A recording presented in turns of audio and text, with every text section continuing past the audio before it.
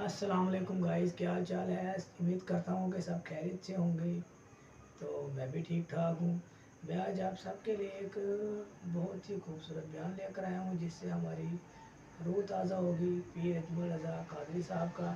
تو آئیے بیان کی طرف چلتے ہیں۔ آج یاد رکھنی ہے، نبی پاک صلی اللہ علیہ وسلم نے فرمایا کسی آدمی کے نماز اور روزے سے متاثر نہ ہونا، پہلے دیکھ لینا کہ وہ امانت دار ہے کہ نہیں۔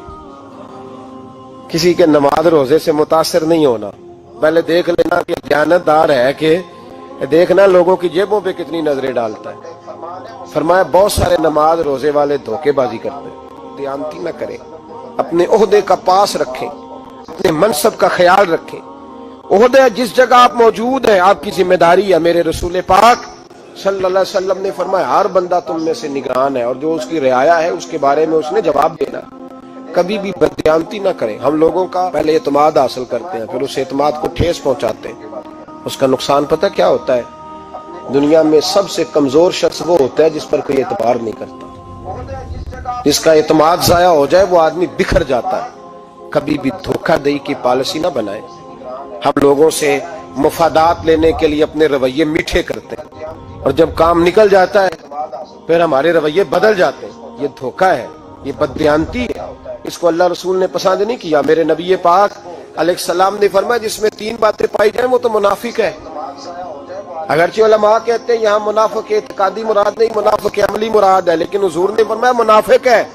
یا رسول اللہ کون؟ فرمایا وہ بندہ جب بات کرے تو جھوٹ بولے، جب وعدہ کرے تو مخالفت کرے، جب امانت رکھی جائے تو بددیانتی کرے، یہ تو بندہ منافق ہے۔ حضرت ابو نور علیہ رحمہ نے لکھا ہے، فرماتے ہیں محمود غزنوی کا دور تھا تو ایک آدمی محمود غزنوی کے پاس نا اپنا کیس لے کے آیا، مدعی بن کے آیا۔ اس نے کہا بادشاہ میرا کیس بڑا نرالا ہے۔ بادشاہ سلامت نے کہا وہ کس طرح؟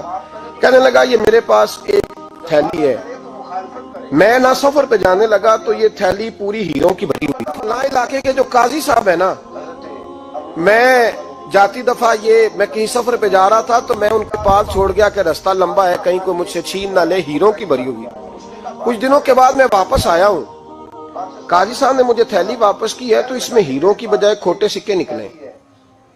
اب میں نے قاضی صاحب سے کہا ہے تو قاضی صاحب تو میرے گریبان تک آتے ہیں، وہ کہتے ہیں بتا کہیں سے پھٹی ہے، کھلی ہے؟ وہ جس طرح ٹانکے لگا کے تو نے سی تھی اسی طرح لگے ہوئے ہیں کہ نہیں؟ تو حضور لگے بھی بالکل اسی طرح ہے، نہ پھٹی ہے نہ کھلی ہے۔ اب میں لٹ گیا ہوں، میری کل عمر کی کمائی ضائع ہو گئی، کھوٹے سکے کہاں اور ہیرے کہاں؟ تو مہربانی کریں، اور آپ کی بارگاہ میں اللہ رسول کے نام پر عرض دیتا ہوں کہ میں ہوں بالکل سچا۔ محمود غزنوی کہنے لگے تو جا، تھیلی چھوڑ جا، اور جب میں تجھے بلاؤں گا پھر دوبارہ آنا۔ شخص چلا گیا۔ محمود غزنوی اٹھے، دربار برخاست کیا، لوگوں سے کہنے لگے چلے جاؤ میں 3 دن کے لیے سیر کرنے جا رہا ہوں، 3 دن کے بعد لوٹوں گا۔ اکیلے جب رہ گئے نا محمود دربار میں تو محبوب نے چھری منگائی۔ وہ جس تخت پہ بیٹھتے تھے وہاں گدا بچھا ہوا تھا، یہ گدا پڑا ہے نا، تو گدا بچھا ہوا تھا۔ محمود نے چھری کے ساتھ اس کو پھاڑ ڈالا اور چھری جیب میں رکھی نکل گئے۔ کہنے لگے میرے بعد کوئی میرے دربار والے احاطے میں داخل نہ ہو۔ محمود چلے گئے۔ اب وہ صفائی کرنے والا جب آیا نا، اس نے آ کے دیکھا تو گدا تو پھٹا ہوا ہے۔ اس نے شور ڈال دیا، پہرے دار بھی آ گئے، فلاں صاحب بھی آ گئے، فلاں صاحب۔ اس نے کہا او خدا کے بندو، اس کا گدا پھٹ گیا ہے، وہ تو مار ڈالے گا۔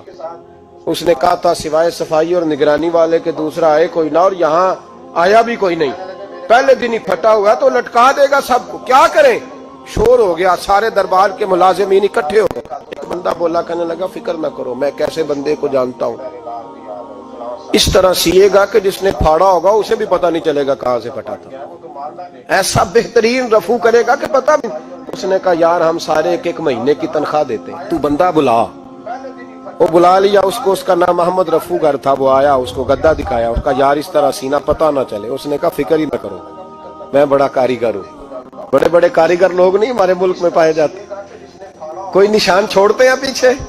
بڑے کاریگر کا پیسے ہونے چاہیے، بڑے بڑے کاریگر بندے۔ آپ یقین کریں ایسا فلسفہ، یہ عمرہ عبادت ہے نا، سرکار دو عالم صلی اللہ علیہ وسلم کی بارگاہ کی حاضری بڑی